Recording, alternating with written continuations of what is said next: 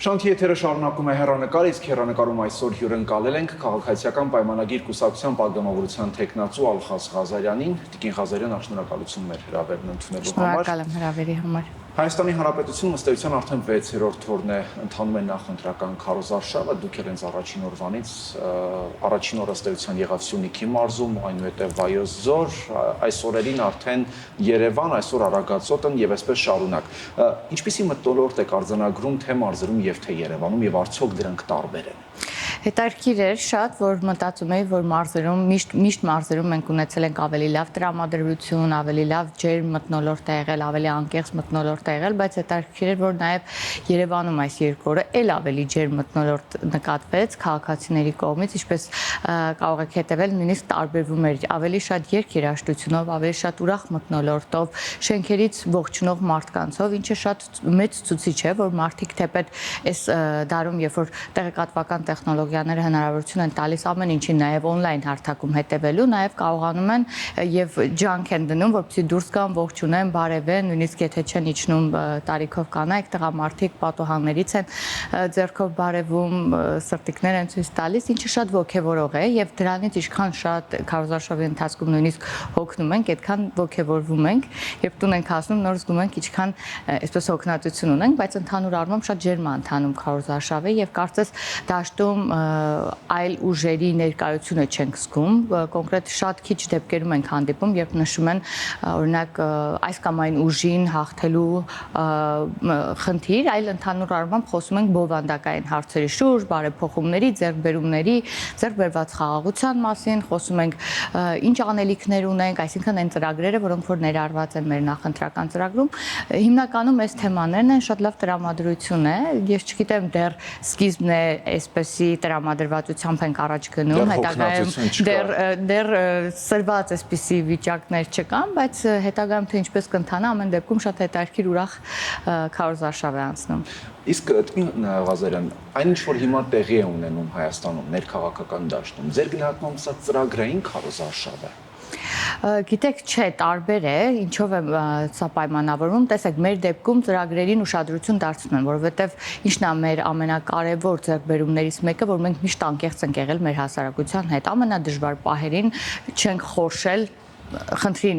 որ աչքերին նայել ու լուծումներ առաջարկել եւ մեր ժողովուրդը միշտ մեր կողքին է եղել։ Գիտեք, ինչպես եմ տեսնում ընդհանուր քարոզարշավը, կա քաղաքացիական պայմանագիրը, որը որ հենց ժողովուրդն է ամբողջությամբ իր մեջ ներառված ժողովրդի հետ քաղաքականություն վարող կուսակցություն եւ կան մյուս կողմը, որը որ երբևէ ովքեր ունեցել են քաղաքական անցյալ, որոնք որ ժամանակին երբևէ ժողովրդի կարծիքը հաշվի չեն առել եւ մարդիկ դեռ այդ այսպես ասած դեպրեսիան իրենց մեջ ունեն, որովհետեւ գիտեմ որ երբ որ գան նրանք երբևէ ոչ քվեն են ժողովրդի հաշվի առնելու, ոչ կարծիքը, ոչ էլ ձայնն է լսելի լինելու։ Սա է հիմնական այդ բաժանող գիծը, որ ես տեսնում եմ։ Իսկ այդ գիծը, այդ բաժանող գիծը ձեր գնահատում չի նպաստում հասարակության բևեռացմանը, հատկապես քաղաքական լարված շրջանում։ Բևեռացում նկատվում է, որովհետև տեսեք, ես իմ կարծիքը կասեմ, կան քաղաքացիներ, որոնք որ ինչ-ինչ բերումներով ընդդիմադիր դաշտում հայտնված են եւ իրենք չեն փորձում մեզ լսել, որովհետև իրենք հոգու խորքում, այսպես ասած, գիտեն, որ մենք ճիշտ ենք, գիտեն, որ ամեն դժվարություն մենք իրար հետ հաղթահարել ենք, գիտեն, որ այն ընթացքը, որ եղել է, այնքան թափանցիկ է եղել, որ քննադատելու, այսինքն բովանդակային որևէ ասելիք մեզ չունեն, երբեմն չեն փորձում մեզ լսել, ինչի ես խնդիր եմ տեսնում։ Իհարկե նման մարդկանց թիվը շատ քիչ է, անկեղծ ասած, կամ կարող է ինչ-որ բարեկամ ունեն, նույնիսկ այսպես եմ խորանում, որ ասենք այդ թևում ինչ-որ բարեկամ ունեն, որպեսզի վերջնական չգայթակղվեն եւ մեզ քվեարկեն, փորձում են չլսել։ Սա է ամբողջ խնդիրը, բայց ես կարծում եմ ցանկացած հարցում նույնիսկ քաղաքականությունից դուրս մարդկանց լսելը ու բովանդակային զրույց ունենալը ճիշտ է։ Ես շատ եմ ցանկանում, որ նույնիսկ մարդիկ, ովքեր ունեն հակընդդեմ կարծիք, քարոզարշավի ընթացքում մոտենան, փորձենք զրուցենք, հասկանանք ինչով է պայմանավորված այդ խնդիրը։ Մենք 3 դեպք ունեցել ենք, որ էլի մոտեցավ, շատ բովանդակային զրույց ունեցավ, ինչը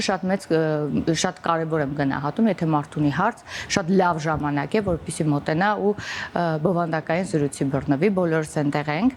վարչապետը շարժվում է, ինքը իր խոսքով, իր հանդիպումներով, մենք եւս այնտեղ ենք գտնվում եւ կարող ենք ցանկացած հարցի մենք ինքներս անդրադառնանք եւ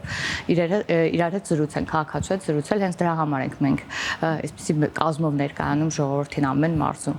Ես ճիշտ եմ նկատում, որ քաղաքացիական պայմանագիր կուսակցությունը ոչ միայն վարչապետի հետ է քարոզարշավ իրականացում, այսինքն ձեր պատգամավորության տեխնացուները ոչ միայն այնտեղ են, որտեղ վարչապետն է, այլև առանձին այսպես տարբեր խմբերով, մարզերով եւս քարոզարշավ իրականացում եք։ Եվ արդյոք դա նշանակում է, որ այնտեղ, որտեղ որ առանձին խմբեր քարոզարշավ իրականացնելու են, վարչապետը չի լինելու, թե ամեն դեպքում բոլոր մարզերում շրջելու եք։ Ինչպիսի մարտավարություն եք ընտրել։ Չէ, մենք բոլոր մարզերում շրջելու ենք, վարչապետը միշտ գիտեք,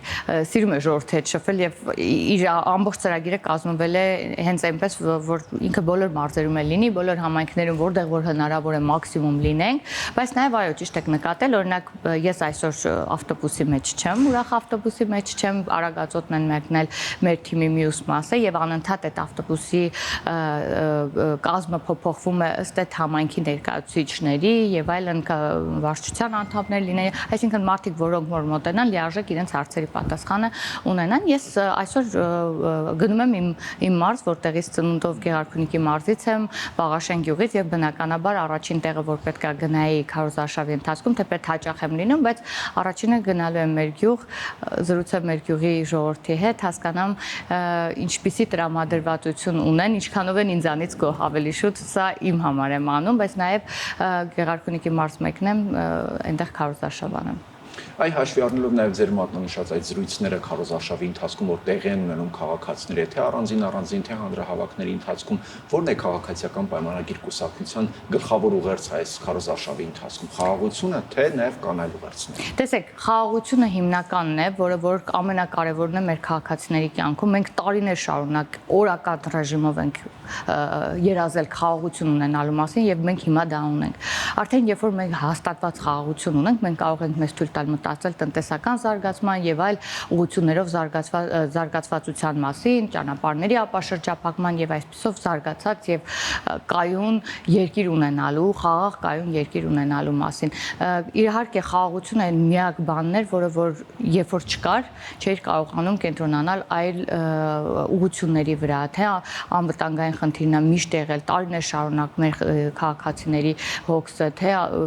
հիմնականում դրա հետ էր կապված։ Եվ մենք շատ լավ հիշում ենք, թե ինչպես էին մեր քաղաքացիները բանակ ուղարկում իրենց տղաներին, թե ինչքան քաղաքացիներ են երկրից արտագաղթում մենակ թե իրենց տղաներին բանակ ու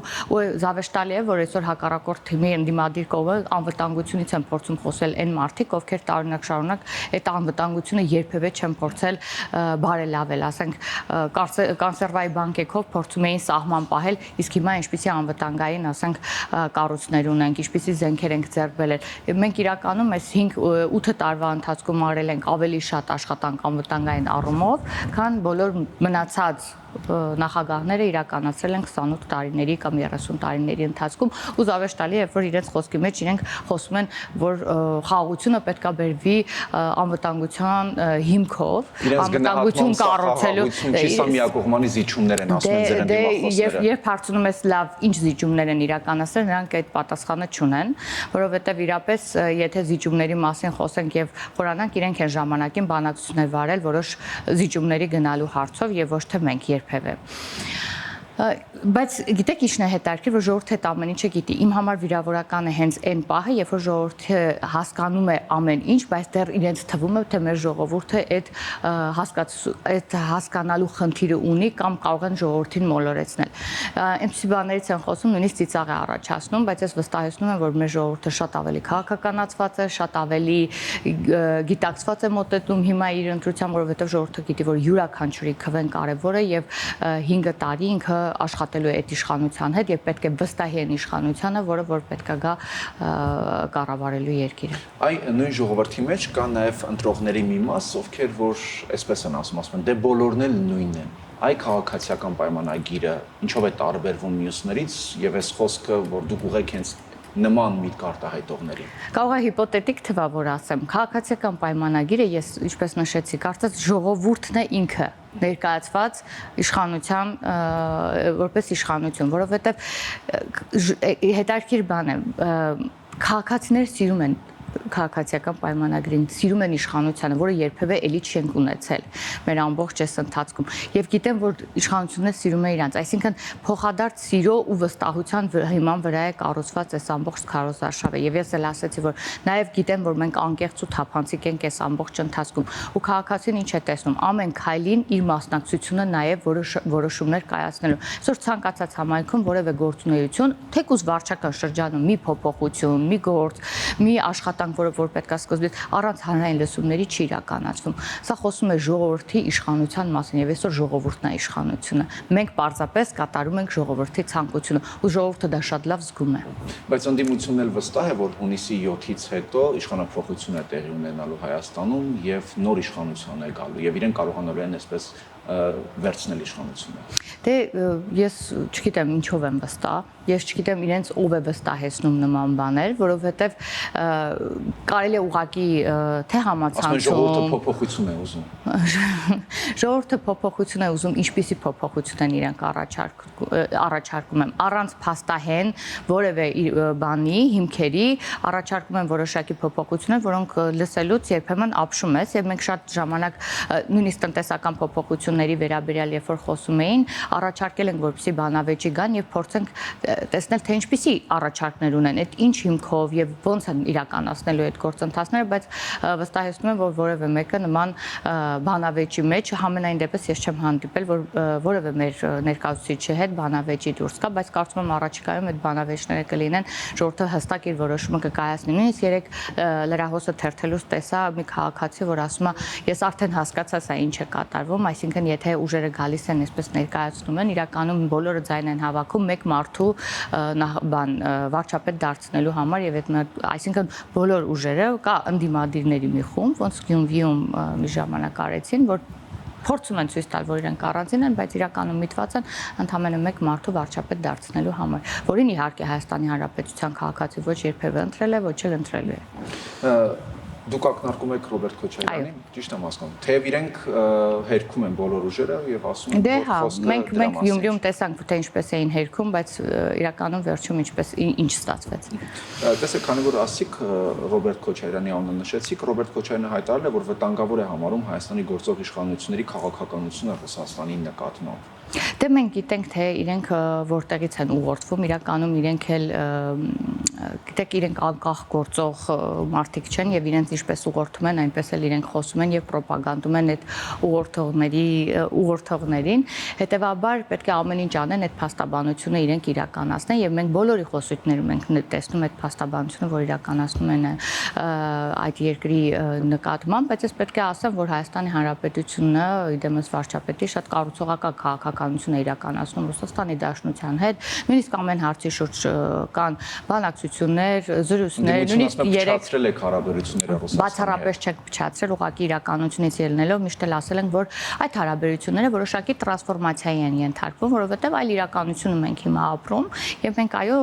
որոշել ենք բալանսավորված եւ բալանսավորման արտաքին քաղաքականություն վարել եւ մենք դա վարում ենք եւ ես վստահ եմ, որ այնտեղ բարձր մակարդակով շատ լավ տեղյակ են եւ ընդունում են քաղաքականությունը, որովհետեւ մեր քաղաքականությունը հիմնված է բացառապես Հայաստանի Հանրապետության պետական շահը պահպանելու։ Բայց որքան էլ դուք վստահ եք, որ նրանք ընդունում են այդ քաղաքականությունը, բավական ներքաղաքական դաշտում էր, այսինքն այս քարոզարշավի ընթացքում բավականին քննարկվեց բանավեճի թեմա դարձավ Ռուսաստանի նախագահի վերջին հայտարարությունը, թե Հայաստանը պետք է հնարավորինս շուտ կողմնորոշվի Եվրամիություն, թե ԵԱՏՄ։ Հիմա սա դուք ձեր գնահատմամբ Ռուսաստանի կողմից ճնշում է Հայաստանի վրա, թե հստակության փորձ։ Գիտեք, մենք այս խոսակցությունը արդեն բավականին երկար ժամանակ ունենք, թե ԵԱՏՄ, թե ԵՄ ընտրության հարցը եւ մենք հստակ հասկանում ենք, որ չի կարող լինել երկուսը իրար հետ, բայց քանի դեռ մենք կարող ենք այս ընթացքով գնալ, մենք գնալու ենք այս ընթացքով եւ երբ որ գա այդ որոշումը կայացնելու, մենք միշտ ասել ենք, երբ որ գա որոշումը կայացնելու ժամանակը, մենք էլի բոլոր գործընկերների հետ համագործակցությամբ, զրույցներով եւ այլն այդ որոշումը կկայացնենք եւ հաշվի առնելով նաեւ էլի Հայաստանի Հանրապետության շահը այս գործում այդ իսկ պատճառով չեմ կարծում որ հիմա դա օրակարգային հարց է եւ շտապելու ինչ-որ շտապողականության հարց կա այնպես որ ես այս պահին որևէ խնդիր այդ հարցում չեմ տեսնում բայց նույն ընտրողները չեն բարձրացնում այդ հարցը օրինակ արտաքին քաղաքական ձեր ծրագրերի հետ կապված չեն հարցնում քաղաքացիական պայմանագիր կուսակցությունը ընտրվեց, վերընտրվեց իշխանություն։ Հայաստանը տանելու է դեպի Եվրամիության ինտեգրացիա, թե պահպանելու է նաև ռուսական տնտեսական բլոկում իր ներկայությունը։ Գիտեք, ես կարծում եմ, որ քաղաքացին հստակ հասկանում է, որ այս պահին շտապելու կամ որևէ որոշում կայացնելու հստակ հարց չկա, բայց մենք տեսանք, որ ազգային ժողովում ընդունեցինք օրենք, որով որ մենք շարժվում ենք դեպի Եվրոպական միության անդամագրվելու գործընթացով, բայց նաև մենք ասել ենք, որ մենք դեռ երկար աշխատանք ունենք այս ուղղությամբ կատարելու, եթե նույնիսկ էլ հետագայում դա չստացվի, մենք կունենանք Եվրոմիությանը հարիր, արտադրություն եւ այլն եւ այն ամենը, ինչ անհրաժեշտ է Եվրոմիությանը ինտեգրվելու համար։ Այնպես որ այս առումով շտապողականություն կամ ընտրելու խնդիր այս պահին պարզապես չկա։ Իսկ հետագայում թե ինչպիսի իրավիճակ կլինի, ուր կլինենք, որ ժամանակում դա կլինի, քանի տարի հետո դա կլինի, դա արդեն այս ժամանակի կորոշենք։ Տիկին Ղազարյան, ընդդիմության ներկայացուցիչները հայտարարում են, որ իրենք խաղաղություն կհաստատեն մեկից ավելի գերտերությունների երաշխավորությամբ, եւ որ ձեր նշած խաղաղությունը թույլ է ժամանակավոր է։ Դե գիտեք, մենք երաշխավորի ինստիտուտ ունեցել ենք, մենք էլ ենք փորձել մի ժամանակ հասկանալ, որ երաշխավոր, բայց մենք հասկացանք, որ երաշխավորը ճիշտ չի մեր անվտանգության ապահովման հարցում, որովհետեւ դա մեկ երաշխավոր է։ Հիմա ասում են մեկից ավելի։ Դե մեկից ավելին ավելի մեծ խնդիր է, ես կարծում եմ։ Մենք հիմա ինչ ենք անում, ասում ենք մեր երաշխավորը հենց մենք ենք եւ մենք պետք է աշխատենք, ապրենք ու այնպեսի բալանսավորված արտաքին քաղաքականություն վարենք, որ վստահաբար վստահ լինենք մեր ուժերին եւ առաջ շարժվենք։ Սա հենց ամենի ճիշտ ճանապարհ ես չեմ կարծում, որ կլինի եւ երաշխավոր ունենալը լինել մեկ մարդու կամ մի քանի մարդու ազդեցության ներքո, ինչից մենք վաղուց դուրս ենք եկել եւ փորձում ենք որպես ինքնավար, ինքնիշխան պետություն գոյատևել։ Ես կարծում եմ Հայաստանի Հանրապետության քաղաքացու համար ամենակարևորը ունենալ իր անկախությունը, ունենալ իր ինքնիշխանությունը եւ խաղաղությունը, որը որ պետք է ձգվի 100 տարի եւ ավել։ Իսկ այս քարոզարշավի ընթացքում մարդկանց մոտ նկատում եք վստահության նվազում քաղաքական ուժերի նկատմամբ, առհասարակ քաղաքական դաշտի նկատմամբ։ Չէ, ընդհակառակ վստահության ավելացում եմ զգում, որովհետև քաղաքացին արդեն զգում է այն փոփոխությունը, խաղաղությունը շոշափելի զգում է քաղաքացին։ Եթե մենք գնացել ենք, տեսեք, նշեցի Սյունիքի մարզում, ես ինքս մոտեցել եմ տեղ համայնքի մեր քաղաքացիներ, ովքեր ամենօրյա ռեժիմով մինչև նախորդ տարվա սկիզբը ունեցել են կրակոցների ձայներ, գոնե այսպիսին իրենց համայնքում այլևս չունեին եւ արդեն մարդիկ ինչի վրա էին կենտրոնացած իրենց համայնքի զարգացման։ Ասում էին մեր համայնքը շատ լավ զարգացում ունի, արդեն մենք նկատում ենք, որ փողոց է կառուցվում, մենք չենք ուզում, որ մեր համայնքի զարգացումը հանգարց ինչ որ մի կանգնի։ Իսկ դա շատ լավ խոսույթ է։ Այսօր որևէ համայնքում նույնիսկ սահմանամերձ չեն խոսում ինչ որ անվտանգային սուր խնդիրների մասին։ Արդեն մարդիկ հստակ վստահ են, որ կա խաղաղությունը, դա ինչի մասին է խոսում, որ այս իշխանությունը բերեց խաղաղություն եւ մարդիկ արդեն վստահ են, որ այդ խաղաղությունը կա։ Իրենք արդեն իրենց մաշկի վրա, իրենց կյանքում դա ասում են։ Կարևորում են իրենց քվեն ընտրությունների շատ են կարևորում եւ ես կոչ կանեմ նաեւ հնարավորությունից օգտվելու անպայման գնան եւ քվեարկեն, որովհետեւ յուրաքանչյուր ձայն շատ կարևոր է եւ յուրաքանչյուր ձայնով պետք է որոշվի մեր հետագան եւ ես էլի չեմ խորշի ասելու, որ այս պայքարը պատերազմի եւ խաղաղության պայքար է եւ ես վստահ եմ, որ մեր քաղաքացիները ընտրելու են խաղաղության ուղին։ Եվ ամփոփելով մեր զրույցը, ինչու պետք է ընտրողը ընտրի հենց քաղաքացիական պայմանագիր կուսակցությանը։ Շատ բաներ կան ասելու, որը որ քաղաքացին գիտի, որ քաղաքացիական պայմանագիր կուսակցությունը իր կողքին է ցանկացած հարցում, իր որոշումը, իր ձայնը լսելի է, քաղաքացիական պայմանագիր կուսակցությունը սիրում է իր ժողովրդին, ունի վստահություն իր ժողովրդի կողմից եւ անկեղծ է ամեն հարցում։ Դե իհարկե հաշվի առնելով այն, որ մենք հիմա շատ կարևոր շրջափուլում ենք եւ պետք է ընտրենք կամ խաղաղությունը կամ պատերազմը, ես վստահ եմ, որ Հայաստանի Հանրապետության քաղաքացին միանշանակ ընտրելու է խաղաղության ուղին։ Շնորհակալություն։ Ձեզ եմ շնորհակալ։ Հեռանկարում քաղաքացիական պայմանագիր կուսակցության падգամավորի տեխնացու Ալխաս Ղազարյանն էր։